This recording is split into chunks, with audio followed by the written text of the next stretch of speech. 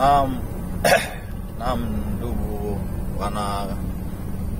wana channel yetu ya YouTube, channel yetu pendwa. Sasa kuna baadhi ya watu wameniuliza swali kwamba EME ina maana gani? Kiukweli haya ni masuala ya kitekniki sana, lakini kwa sisi ambao tunaelewa juu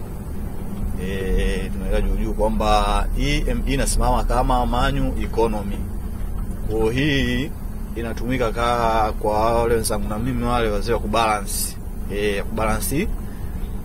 wese. Sasa unapotaka kuibadilisha EME, yani hii yenyewe maana M si manual, kwa economy. Kwa sasa unapotaka kuibadilisha, labda ubadilishe wewe kwa hizi Euro 6 zinakuwa zina option tatu. Zina option tatu hii. Kuna ME, kuna MP na kuna M kama M.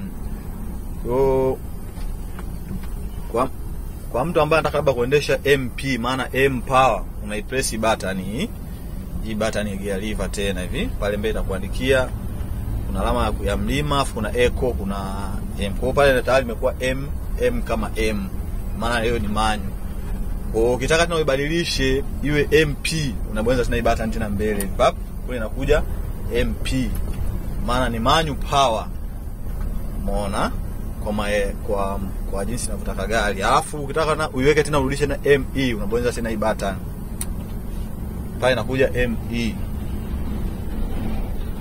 Kwa hiyo sasa ukitumia EME inasemekana kwamba inakuwa ni M economy. Kwa kidogo kwenye ulaji inakuwa inapunguza kidogo. Ukitumia MP maana ni M power, maana manual power, au AP maana ni automatic power. Kwa unaifanya gari iwe na power zaidi. Kwa ME inakuwa gari ina nguvu kiasi. Na maana ME ina maana gari inakuwa manual lakini inakuwa economy kidogo, ni sawa awesi. Kwa M kama M kwa maelezo inakuwa ni manual tu kama manual. Kwa unaendesha unataka wewe.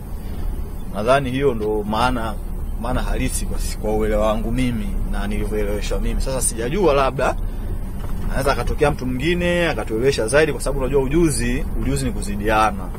Uweze kusema mimi najua kila kitu. Kwa mtu mwenye mawazo mengine anaweza akashare hapo chini kwenye comment, ili tuendelee kujifunza zaidi kupitia elimu za kila mtu. Maana elimu ni nzuri, kwa sababu wanasema kwenye vitabu waulizeni wanaojua. Kwa uelewa wangu mimi ni huo. Kwa kama kuna mtu